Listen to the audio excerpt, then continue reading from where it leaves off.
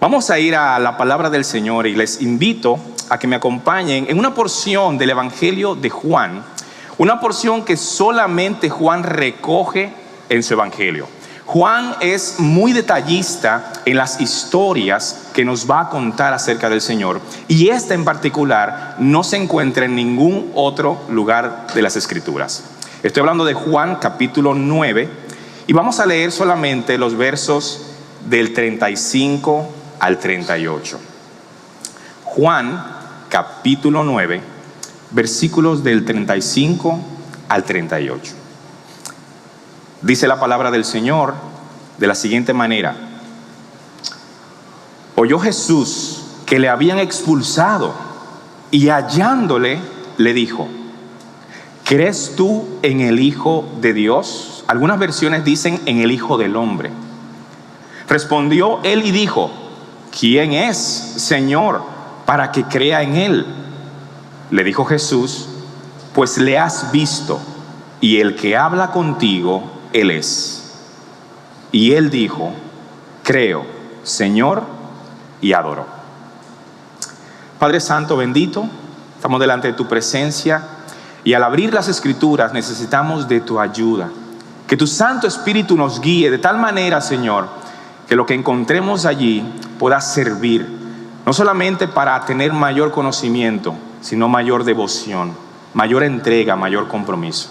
Así que háblanos en esta mañana. Quita cualquier impedimento, Señor, que pueda impedir humanamente que tu Santo Espíritu hable, y edifícanos. En el nombre de Jesús. Amén. Esta porción que tenemos aquí delante es una porción que trata acerca de un hombre que fue ciego de nacimiento. Si usted está familiarizado con la porción que tenemos aquí, Juan capítulo 9, sabrá que está hablando de un hombre ciego de nacimiento. Y todo lo que vamos a estar viendo, quisiera enfocarlo en el tema de la adoración.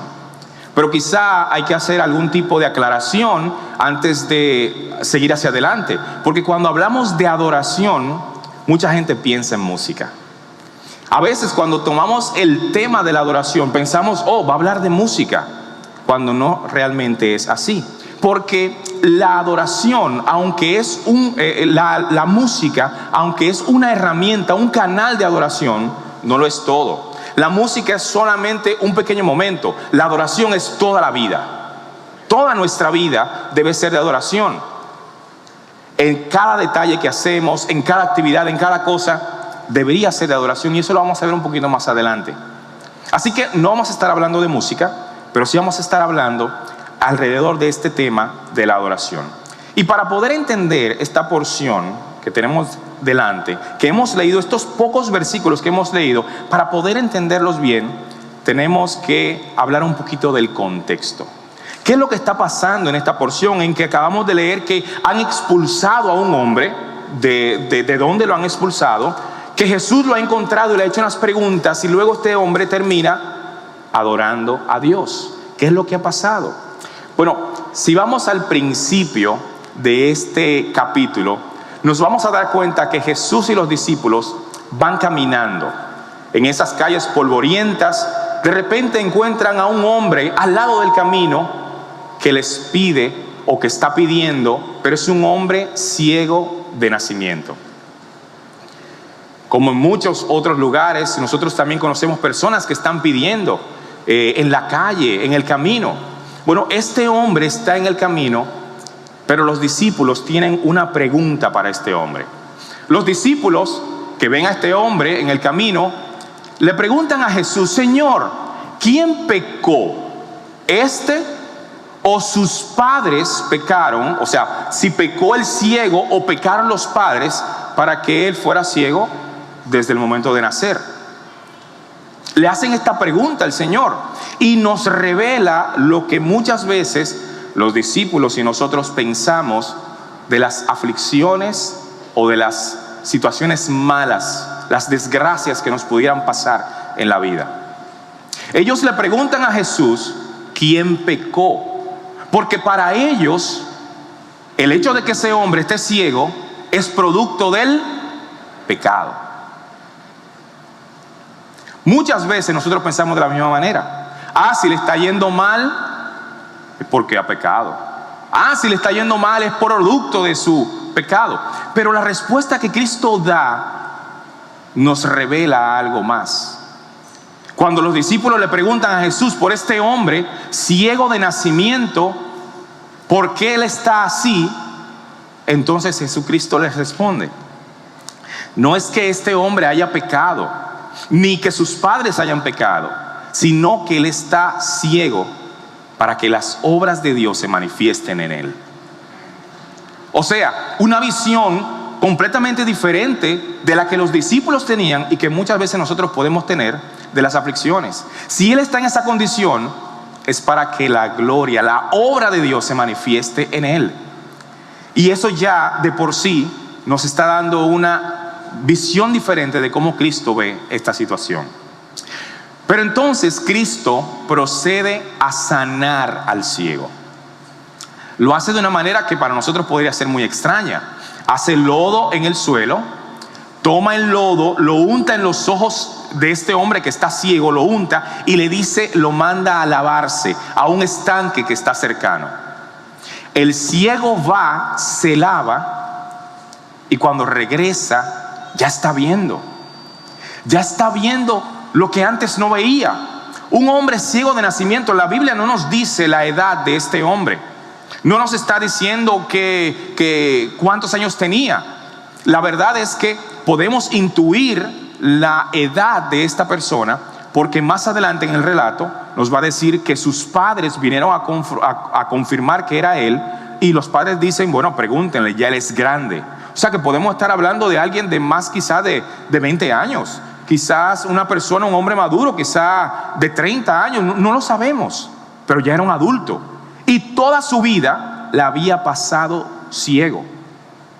¿Qué impacto pudiera haber tenido ahora que este hombre, un hombre viejo, un hombre grande, una persona que se ha acostumbrado a vivir en la penumbra, en la oscuridad, que aprende a diferenciar las voces porque es la única referencia que tiene de las personas, que toda su vida la ha mantenido en esa oscuridad, en la ceguera, y ahora por primera vez en su vida puede ver? A mí me resulta muy impactante esta historia, porque yo he visto videos, y posiblemente muchos de los que están aquí han visto videos de personas que por alguna condición no pueden escuchar y le hacen un implante. Y después de que los médicos ponen algo en el cerebro, cerca del oído, en un órgano que se llama la cóclea, y prenden y mandan un poquito de corriente, estas personas pueden escuchar por primera vez. Y es impactante ver el rostro de estas personas escuchando por primera vez. Es indescriptible. Algunos se tapan la boca, se tapan la cara, bajan la cabeza, comienzan a llorar. No pueden creer que por primera vez están escuchando las voces de su mamá, de sus hermanos, de los médicos. A otros que por algún problema de visión no pueden ver, y reciben también un tratamiento, y es impactante la cara. Inclusive personas que sí ven, pero con dificultades, como por ejemplo los daltónicos, que no pueden ver toda la gama de colores que nosotros vemos. Los daltónicos les compran unos lentes y ellos se los colocan y pueden ver, y es impactante la reacción de estas personas. Este hombre, que estamos viendo el contexto de estos versículos cortos que hemos leído, pero este hombre ciego de nacimiento está viendo por primera vez en su vida los colores, el rostro de las personas, el cielo azul, el verde de los árboles. Puede ponerle un rostro a la voz que antes oía, ahora puede ponerle un rostro. Imagínense el impacto que debió haber sido este milagro. Pero cuando este hombre regresa del estanque, Los que lo reciben, los que antes eran sus vecinos, los que lo conocían de toda la vida, cuando este hombre regresa y dice: miren, ya puedo ver. Ellos le dicen: ¿tú te pareces al ciego que antes estaba aquí? Y él decía: sí, soy yo. No, tú no eres, porque era un ciego. ¿Qué pasó? No, que me sanó, Jesús me sanó. No, tú te pareces. Y no le creían al ciego nacimiento. O sea, imagínense él tratando de dar explicaciones de que él era él. No le creen. Los llevan donde los sacerdotes que confirmaban que el milagro se había realizado. Y los sacerdotes que no quieren saber de Jesús, entonces comienzan un interrogatorio más exhaustivo. Todo este acontecimiento está pasando un sábado, o sea, un día de reposo. Por lo que ellos, los sacerdotes, ya están que no quieren saber. No solamente del milagro, sino de toda esta situación. Oye, ese hombre no sigue las costumbres, le dicen al ciego. Ese hombre es un pecador. Ese hombre no puede venir de Dios. Y el ciego entonces dice: pero ¿cómo puede ser que no sea de Dios si Dios no oye a los pecadores? Y a mí me abrió los ojos. Sí, pero realmente tú eras ciego. ¿Cómo sabemos que tú eras ciego? Y entonces buscan a los padres. Y los padres entonces vienen, comienza el interrogatorio de los padres, y los padres no quieren responder. Tienen miedo de que hacia ellos también haya una confrontación. Y entonces ellos dicen: edad tiene, pregúntenle a él.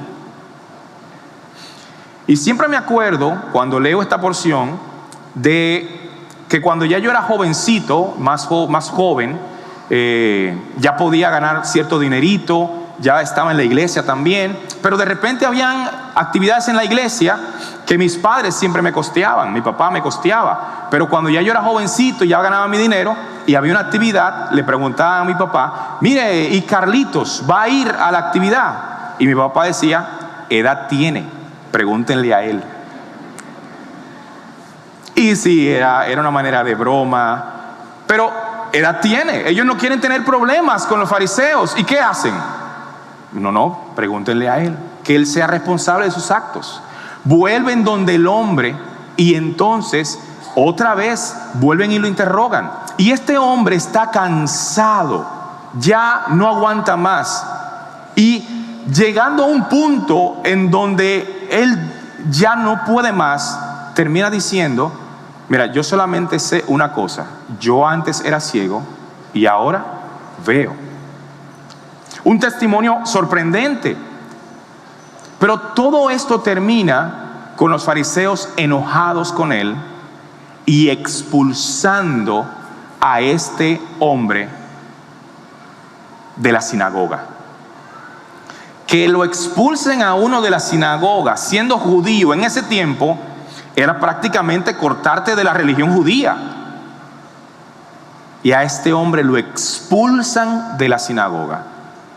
Y es en este instante, en este contexto, en este momento en que Cristo lo encuentra. Y entonces leemos el versículo 35 que leímos al principio. Oyó Jesús que lo habían expulsado. ¿A quién? Al ciego. Y hallándole, le dijo. Y aquí viene la conversación ahora de Jesús con el ciego. El ciego nunca había visto a Cristo. El ciego no había visto con sus ojos a Cristo. El único contacto que él había tenido con Cristo era el contacto de cuando Cristo le puso lodo en los ojos y le dijo: ve y lávate en el estanque. El único contacto. Él no conocía físicamente a Cristo.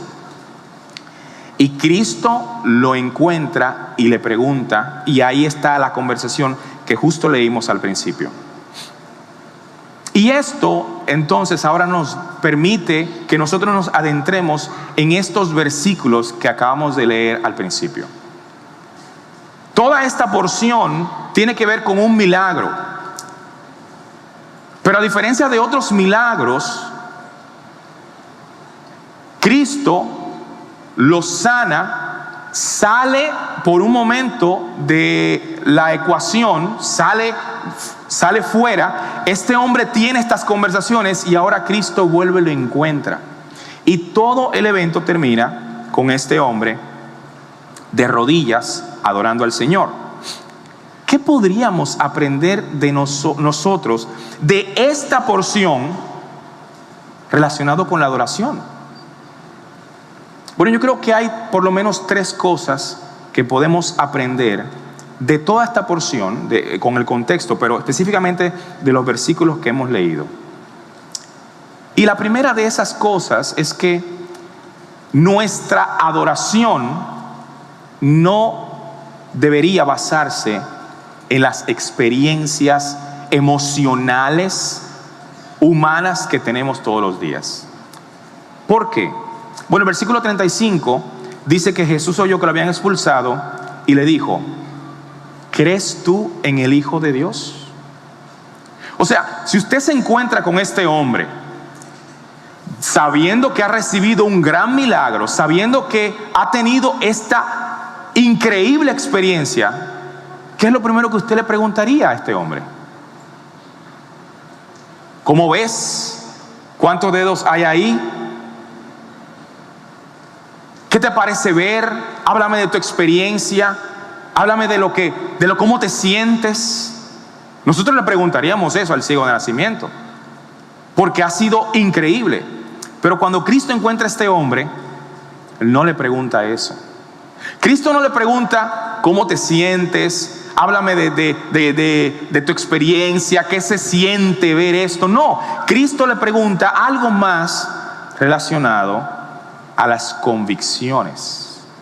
No le está preguntando por cómo se siente, le está preguntando por qué cree él. La pregunta de Cristo, mírela conmigo en el 35, es: ¿crees tú en el Hijo de Dios? Este hombre ha pasado un día de abajo hacia arriba. Este hombre ha tenido las mayores emociones posiblemente de su vida. Ha tenido una transformación, un cambio increíble del día a la noche. Lo que le ha pasado a este hombre no es pequeño. Pero Cristo no le pregunta por eso.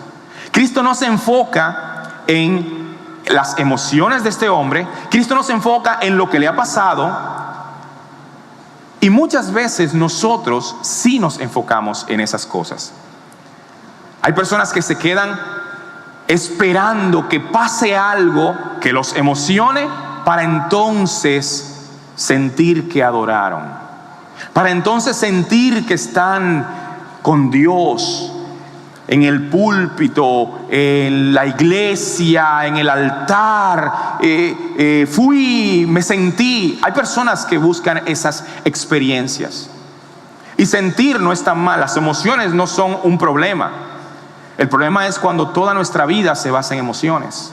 El problema es cuando yo tomo decisiones sobre la base de las emociones. El problema es cuando yo baso mi relación con Dios a través de las emociones. Hoy me siento espiritual, voy a leer la Biblia. Hoy me siento dadivoso, voy a ofrendar, voy a dar mis diezmos. Hoy siento que, mira, como que sí, voy a orar, voy a ayudar al prójimo, voy a consagrarme al Señor. Hoy me siento. Si vivimos de esa manera, entonces el día que no lo sienta, no lo voy a hacer. El día que entonces las emociones no estén en ese lugar, en ese punto, cuando yo no esté tan animado, cuando no esté tan comprometido, ¿qué va a pasar? Bueno, nuestra vida no se debe basar en las experiencias y en las emociones. Lamentablemente hay muchas personas, inclusive personas que se llaman cristianos, que viven su vida en base a emociones, y entonces están esperando a ver qué cosa nueva sucede para entonces ellos emocionarse y decir: sí, Dios estuvo aquí. Las experiencias que este hombre acaba de pasar no son el foco de atención principal de Cristo, y él ha pasado por mucho. Acaba de ver, no le creen, lo interrogan los vecinos, los fariseos, llaman a sus padres, ver sus padres por primera vez, eso debió haber sido increíble. Pero Cristo no le pregunta por eso. Hace muchos años, todavía Dios no me permitía congregarme en esta iglesia. Sí tocaba violín en ese tiempo. Y no sé por qué, pero muchas personas tienen al violín como un instrumento muy espiritual. No sé cuándo ustedes han topado con eso. El violín es el más espiritual de los instrumentos. El saxofón no. El saxofón no. Yo no sé si ustedes conocen a alguien que toca saxofón, pero el saxofón no. Ahora el violín, el violín es una cosa. Y me ha pasado, uno lo dice de broma, pero me ha pasado que las personas se me acercan porque el violín y wow. Y recuerdo que en una ocasión, estando en una actividad, un concierto, una actividad, mucha gente, muchas luces, un escenario, y yo recuerdo que cuando la actividad se acabó, que muchas personas venían y se acercaban y te saludaban.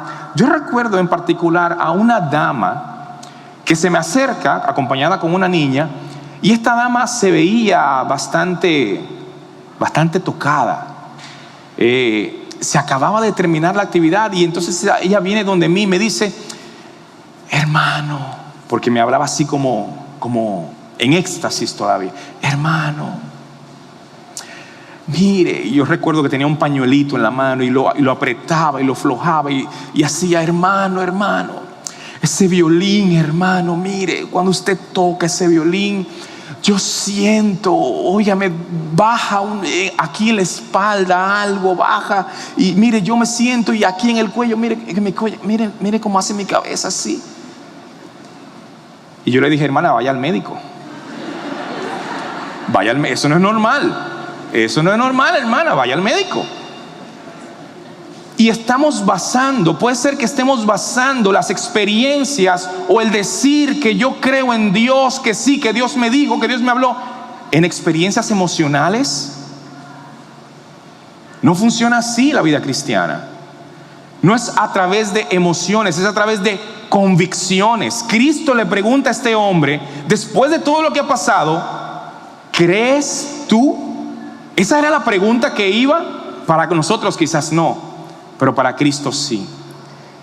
¿Crees tú en el Hijo de Dios? Es trascendental entender el significado de esta pregunta en esta porción.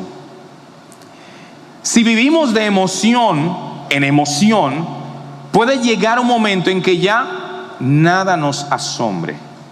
Ya hemos visto tanto que nada nos impresiona. Entonces Dios tendría que esforzarse más para hacer algo que nos impresione. Pero ya Cristo, Dios, hizo lo más grande.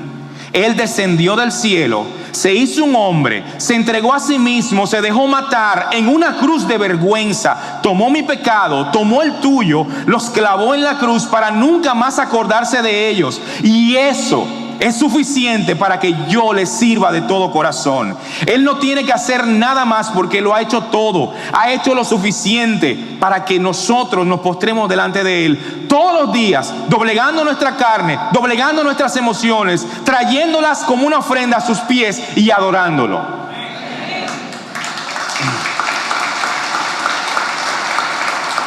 No tiene que hacer más, no tiene que hacer más, no tiene que hacer más. Pero Cristo le pregunta a este hombre: ¿crees tú? Y nosotros debemos ser personas que basan sus decisiones, sus acciones, sus actividades en convicciones. Hoy no lo siento, pero lo voy a hacer. Hoy no me gusta, me levanté lento hoy, pero lo voy a hacer. Me voy a levantar y voy a leer, me voy a levantar y me voy a entregar. No lo siento, pero voy a ayudar. Voy a servir sacrificialmente. El servicio casi siempre implica el sacrificio de algo. Cristo está apelando a eso.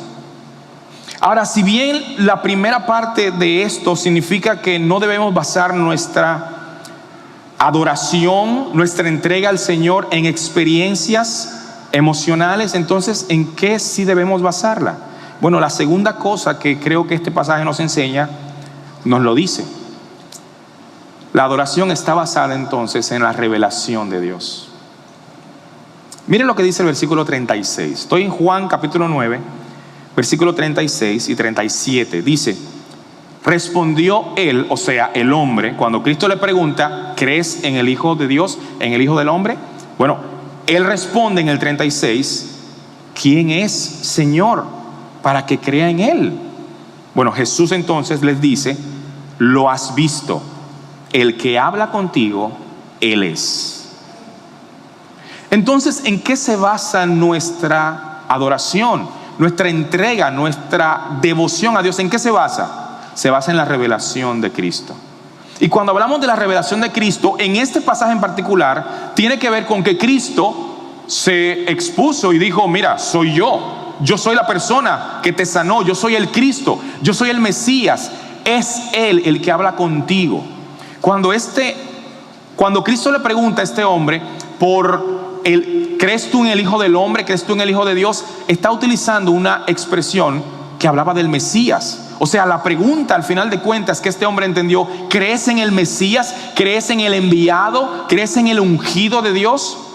Y entonces este hombre, de manera muy humilde, abre su corazón, sincera y honestamente le dice: Señor, ¿quién es para que crea?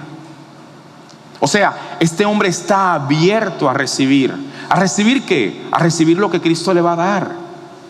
Él estaba deseoso, él tenía hambre, él quería que lo guiaran, que le mostraran, estaba abierto a la instrucción.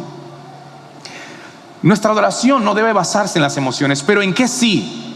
En la revelación de Cristo. Para este hombre significaba que Cristo se mostrara. Para nosotros, ¿qué significa? Significa ir a las Escrituras, significa ir a la palabra. No hay otro lugar, no hay otro medio por el que el Señor se nos revele tan claramente como las Escrituras. No hay otro medio. Es las Escrituras las que nos hablan del Señor. No hay otro lugar, no hay otra manera. Dios se ha revelado a través de las Escrituras. Mire lo que dice, por ejemplo, Juan capítulo 17, versículo 3. Esta es la vida eterna, que te conozcan a ti, o sea, a Dios, al único Dios verdadero, y a Jesucristo, a quien tú has enviado. Esta es la vida eterna, que te conozcan a quién, a ti, conocer a Dios. Dice Jeremías capítulo 9, versículos 23 y 24. Así dice el Señor: no se gloríe el sabio de su sabiduría, ni se gloríe el poderoso de su poder, ni tampoco se gloríe el rico en su riqueza. ¿Y en qué nos gloriamos? Versículo 24, Jeremías 9. Mas el que se gloríe, gloríese en esto, que me conoce y que me entiende. Porque yo, el Señor, hago misericordia, derecho y justicia en la tierra, porque en estas cosas me complazco. Es conocer al Señor, es ir a la palabra, es conocer a Cristo. Ya le decía al principio que cuando hablamos de adoración, muchas personas piensan que se trata de música. Cuando hablamos de adoración, de alabanzas, mucha gente cree que es música, pero realmente no es así. La música es un pequeño momento, la adoración es todo. La música puede ser agradable, los cánticos pueden ser conmovedores, pero solo la palabra de Dios transforma los corazones realmente de los hombres. No hay otra manera, no hay otro medio. No fue que me sentí tocado y entonces la música me llevó, me emocioné. No se trata de eso, se trata de si conocemos realmente a Dios. Y quizá usted y yo, que somos cristianos, en mi caso por mucho tiempo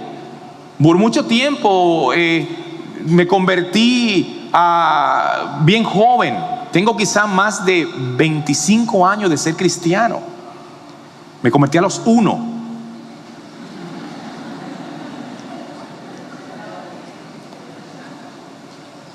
Quizás yo puedo decir, pero conocer a Dios, no, pero ya yo se lo sé. Ya yo conozco a Dios. Imagínate, tengo 25 años, mis padres eran cristianos, ya yo me sé todas las historias bíblicas. Y la verdad es que no.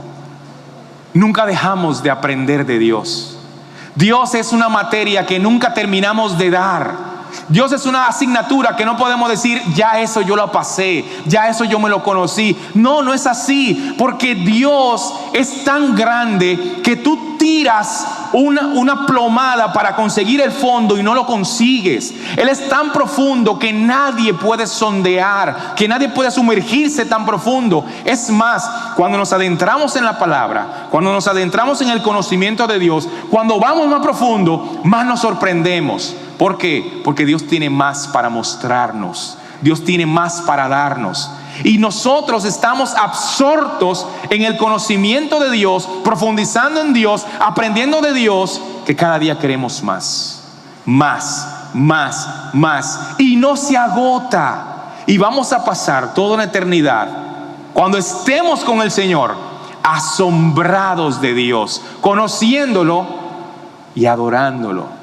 Pero no se va a acabar. Mucha gente piensa que el cielo va a ser un lugar aburrido, porque vamos a estar haciendo nada. No, va a ser de deleite, increíble deleite. Va a ser de gozo, de amor, de conocimiento, porque estaremos en la presencia de Dios, aprendiendo, conociendo, entregándonos, amando. Bueno, ese viaje empieza aquí. A veces pensamos que cuando hablamos de conocer a Dios, estamos hablando simplemente de los que aún no son cristianos, aún no le han entregado su vida. De hecho, para la conversión, nosotros muchas veces decimos que debe conocer a Dios la persona. Pero nosotros también, los que ya somos creyentes, los que ya hemos sido salvos por el Señor, estamos cada día aprendiendo y conociendo más al Señor. Por lo tanto, este hombre que ahora ha recibido la revelación del Señor, que ha recibido la pregunta, y la pregunta es, ¿crees en el Hijo de Dios? Este hombre que con corazón sincero ha dicho, no sé quién es, muéstrame, enséñame, y que como respuesta ha recibido, yo soy el que habla contigo, tú lo has visto, Él es. Ahora, en este momento, es que realmente este hombre dejó de ser ciego. Este hombre acaba de recibir la revelación de Dios. Sí, él había dejado de ser ciego de la vista física, pero ahora sus ojos espirituales se están abriendo, está conociendo a Dios. ¿Cómo podríamos entonces ir concluyendo? Si ya hemos visto a través de estos versículos, este pasaje, este contexto, que la adoración no se basa en nuestras experiencias, que se basa en la revelación de Cristo, en la palabra del Señor. Si estamos viendo entonces que mi devoción, mi entrega, mi adoración tiene que ver con la revelación de Cristo, entonces, ¿cómo se refleja eso en mi vida? ¿Cuál sería un apropiado respuesta? Bueno, muchas personas han dicho que la adoración es exactamente eso, es una respuesta. ¿Cómo respondemos a Dios? Bueno, deberíamos responder en adoración. La adoración es nuestra respuesta, pero es una respuesta que abarca todo lo que yo soy, abarca todo lo que tú eres. No es una respuesta a medias, no es una respuesta parcial, es una respuesta total. ¿Y a qué respondemos? Respondemos a todo lo que es Dios, a todo lo que Él es, a todo lo que Él ha dicho, a todo lo que ha ordenado. La adoración es entonces una respuesta. Cantamos al Señor respondiéndole. Cantamos al Señor hablándoles, pero toda mi vida, aparte del canto, también es adoración. O deberíamos decir, debería ser de adoración. Un predicador dijo que no venimos a la iglesia simplemente a adorar, sino que venimos a la iglesia a seguir adorando. Porque antes de llegar tenemos que haber adorado. Y cuando salgamos por las puertas, seguimos adorando al Señor. Seguimos viviendo una vida de adoración. Entonces, ¿cómo se ve eso en mi vida? Bueno, lo primero es saber que la adoración es una respuesta. Y yo respondo al Señor con todo. Con mis pensamientos. Respondo al Señor con mis actitudes. Respondo al Señor con lo que hago. Con lo que digo. Con los pensamientos más profundos de mi corazón.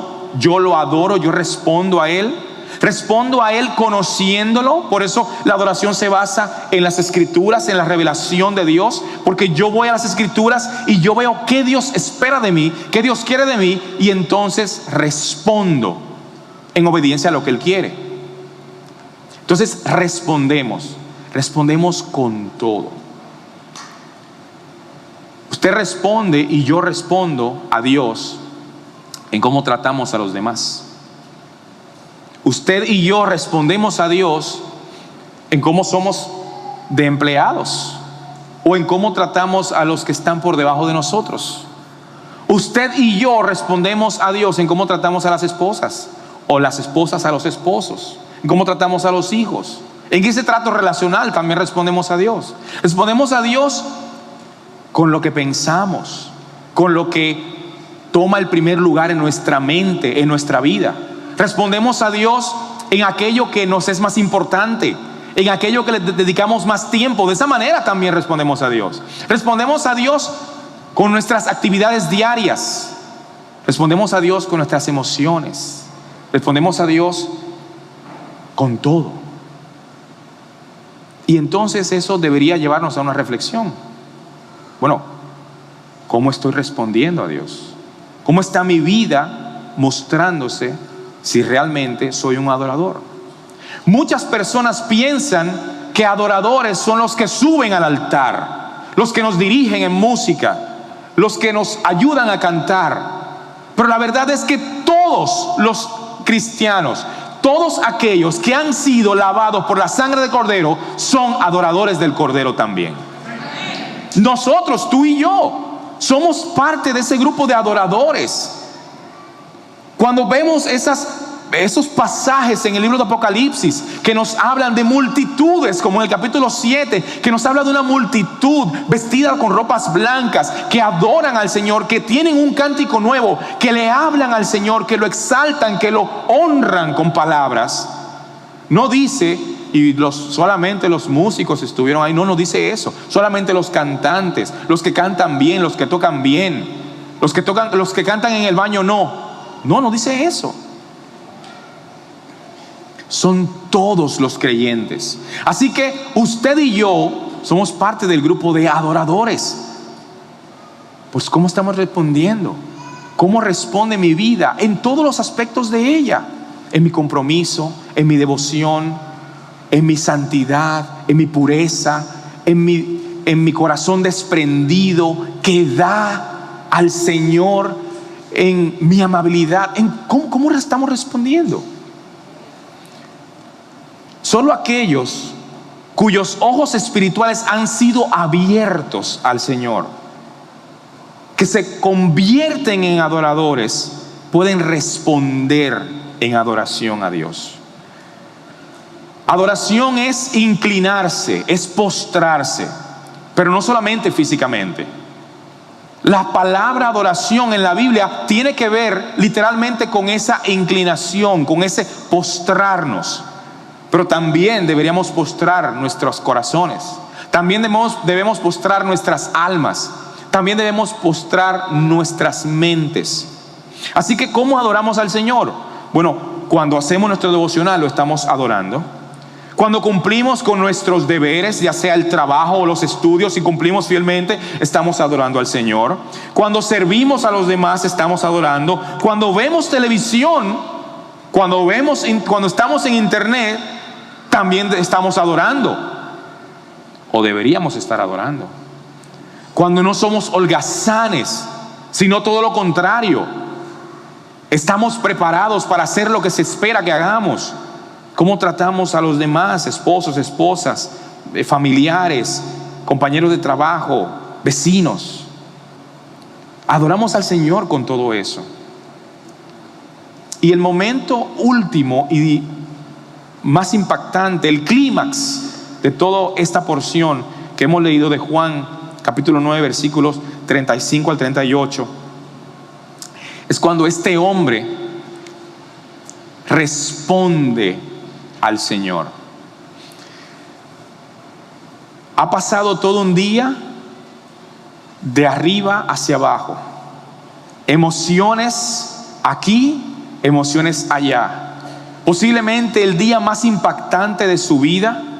Está viendo por primera vez los colores, los rostros, las figuras, las formas.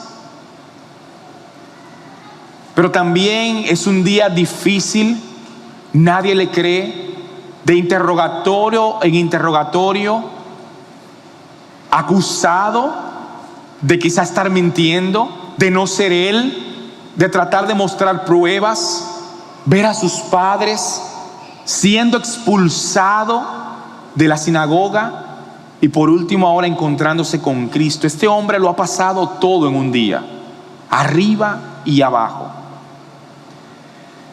Pero cuando Cristo lo encuentra, cuando este hombre, ex ciego de nacimiento, tiene esta conversación con Cristo y Cristo se revela a él y le dice: yo soy el que habla contigo. Cuando sus ojos espirituales son abiertos y él sabe que está hablando con el Hijo de Dios, su respuesta final y última, que está en el versículo 38, dice así: este hombre dijo: creo, Señor, y adoró. Creo, Señor, y adoró. Su respuesta fue la adoración. Posiblemente implicó que este hombre se postró literalmente, que cayó de rodillas delante del Señor. Pero su respuesta fue adoración. El momento más dramático o crucial de esta porción es cuando este hombre, confrontado con la realidad de Cristo, cae en cuenta que la persona que él tiene enfrente es el mismo Hijo de Dios. En otras palabras, la respuesta a su pregunta, ¿quién es? Muéstrame para que yo crea. La respuesta a su pregunta es el hombre con el que él está conversando en este momento. Cuando este hombre se expone al conocimiento, a la verdad revelada del Hijo de Dios, su respuesta no es simplemente verbal, respondió con su boca.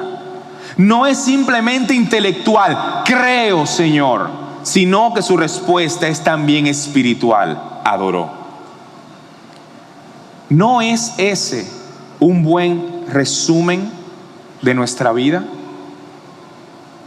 Ver, creer y adorar. Con nuestros ojos espirituales hemos visto a Cristo. Por fe andamos y no por vista. Nuestra mente ha creído en la revelación de ese Cristo. Conocemos las Escrituras y las tenemos frente a nosotros.